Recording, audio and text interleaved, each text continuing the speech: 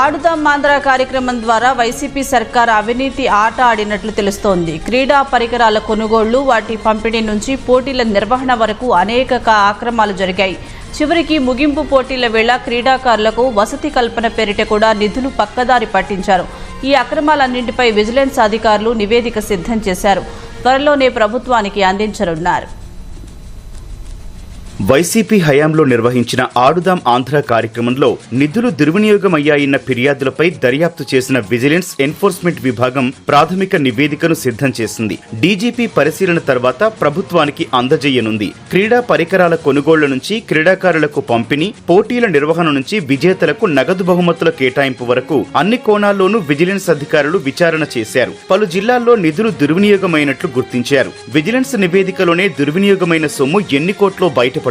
ఆడుదాం ఆంధ్ర కార్యక్రమంలో అప్పటి క్రీడల శాఖ మంత్రి రోజా, శాప్ చైర్మన్ బైరెడ్డి సిద్ధార్థరెడ్డి అవకతవకలకు పాల్పడినట్లు కూటమి ఎమ్మెల్యేలు ఆరోపించారు. శాప్ ప్రస్తుత చైర్మన్ రవినాయుడు కూడా ఫిర్యాదు చేశారు. దీంతో ప్రభుత్వం విజిలెన్స్ విచారణకు ఆదేశించింది. విజయవాడలోని శాప్ ప్రధాన కార్యాలయంతో పాటు జిల్లా క్రీడా ప్రాధికార సంస్థ కార్యాలయాల్లోనూ విజిలెన్స్ అధికారులు తనిఖీలు చేసి పలు కీలక దస్త్రాలు స్వాధీనం చేసుకున్నారు.